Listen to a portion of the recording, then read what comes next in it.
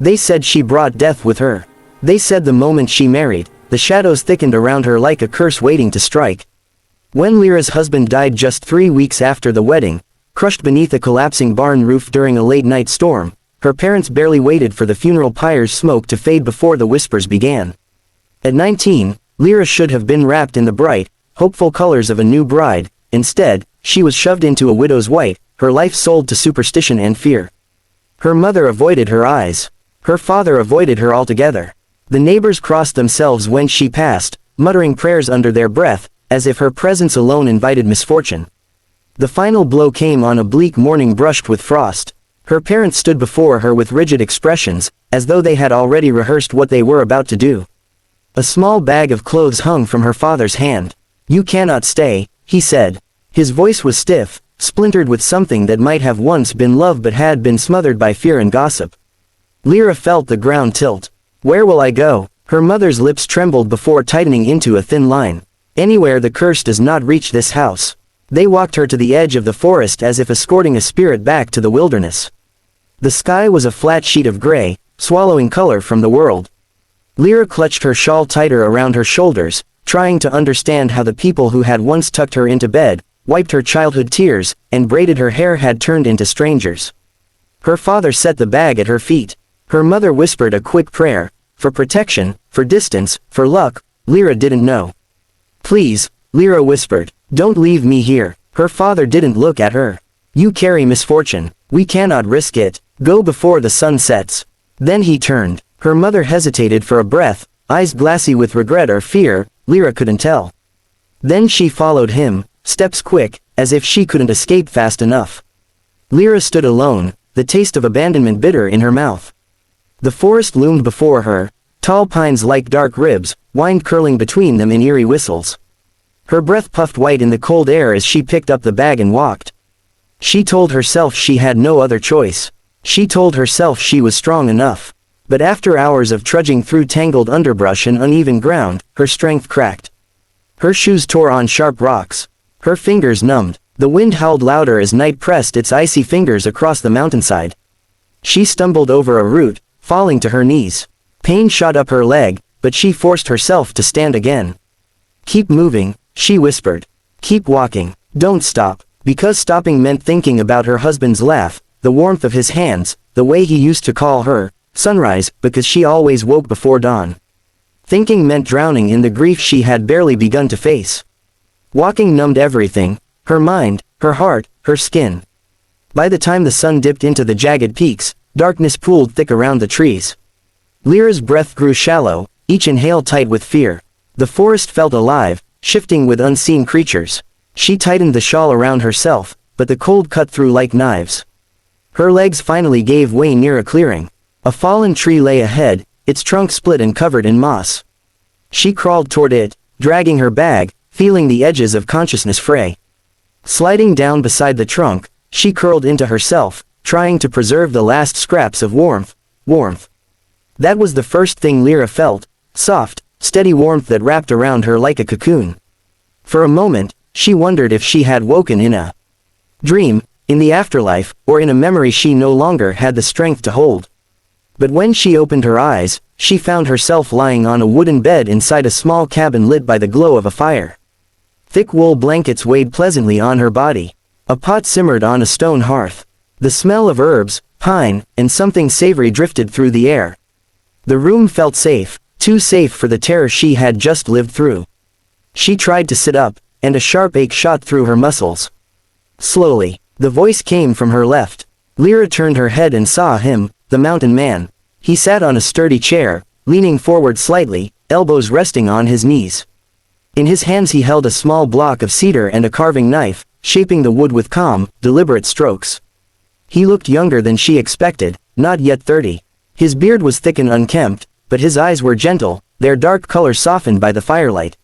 His clothes were rugged, fur-lined coat draped over the back of his chair, leather boots scuffed from years of mountain trails, but clean and well-kept. "You're awake," he said, and there was relief in his voice, quiet but unmistakable. Lira swallowed. Her throat felt raw. "Where am I?" "My cabin, high up the west ridge," he answered. "I found you half frozen near a clearing." She flushed, embarrassment pricking the edges of her exhaustion. "I'm sorry, I didn't mean to trouble you." "You weren't trouble," he said simply, as if the idea didn't make sense to him. "You needed help." He stood and checked the pot on the fire. "You should try to eat." When he brought her a bowl of steaming stew, she hesitated. She hadn't eaten since the morning her parents left her, long enough that hunger felt foreign. But the first spoonful melted into warmth inside her chest, and before she knew it, the bowl was empty. "Thank you," she said softly. He nodded. "I'm Kale." "Lira," she whispered. For a while, they said nothing. The fire crackled. Snow tapped rhythmically against the window. Kale went back to his carving, shaping the wood with movements so practiced they almost looked like a dance. Finally, he asked, without looking up, "Why were you out there alone?" Silence thickened the room. Lira stared at her hands, turning the blanket edge between her fingers. "My parents," she swallowed. "They didn't want me anymore." Kale's carving paused mid-stroke. He didn't ask why, not right away. Instead, he waited, giving her room to choose whether to continue. Something about that patience loosened the knot in her chest. "They called me cursed," she said finally. "My husband died not long after our wedding, and the village started whispering. My parents believed them." Kale slowly set the carving knife down. "Losing someone doesn't make you cursed. It did to them." "To them," he echoed softly, "not to the world." The simplicity of his words struck deeper than any intricate comfort could have. Her throat tightened, tears threatening. She blinked quickly, but Kale noticed. He didn't comment, just tossed another log onto the fire, making the room warmer, brighter. In the following days, her strength returned. She learned the rhythm of life in the mountains, gathering water from the frozen stream, sorting Kale's herbs, sweeping the cabin floor that always collected pine needles no matter how often she cleared them. Kale wasn't talkative, but he noticed everything, the way she favored her left leg when walking, the foods she avoided, the way nightmares made her wake gasping. He left a small cup of warm tea by her bedside every night since the first time he'd heard her cry out. Lira found herself laughing again, at Kale's occasional gruff muttering when his carvings didn't behave, at the way he tried to hide the soft-heartedness under his rough exterior. And Kale watched her, not with pity, not with suspicion, but with admiration, quiet and steady, as if her very peace, Lira discovered, was a fragile thing, delicate as snowflakes, easily shattered. She had begun to forget the sting of abandonment, the bitter taste of whispered curses, the loneliness that had once pressed against her chest like a stone. She thought she was safe, tucked in the heart of the mountains with Kale, learning the rhythms of the wilderness in the quiet steadiness of his presence. But one morning, the sound of voices pierced the soft hush of the snowy forest.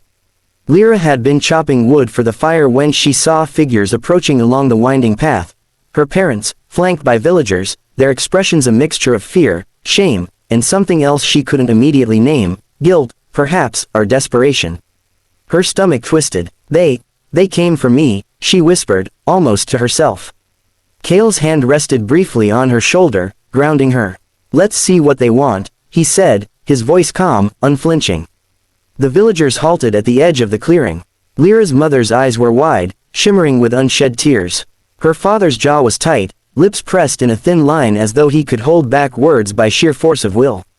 "Lira," her father said, voice trembling slightly. You must come home. It is not right for you to remain here, alone.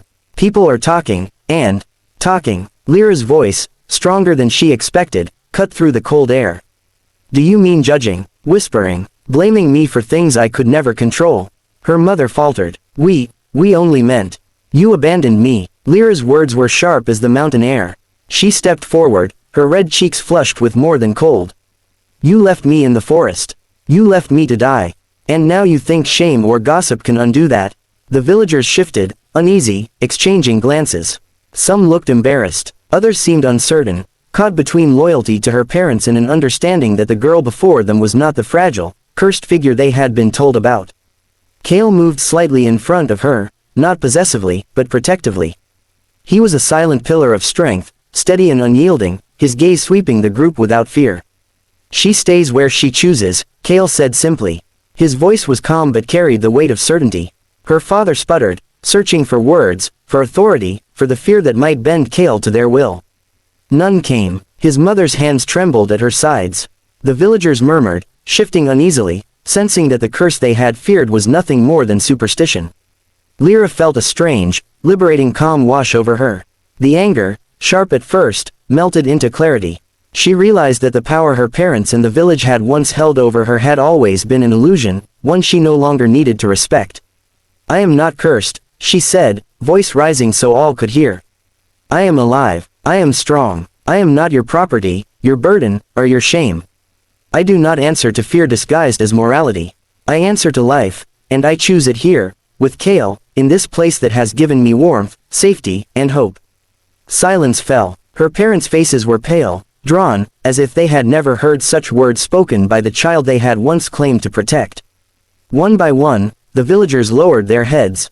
The murmurs died. Shame, Lira realized, belonged only to those who had cast her out, not to her.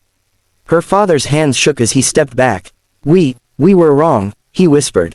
He could not meet her eyes. Her mother's lips quivered. We didn't know," she stammered. Lira shook her head slowly, a mixture of sorrow and resolution in her gaze.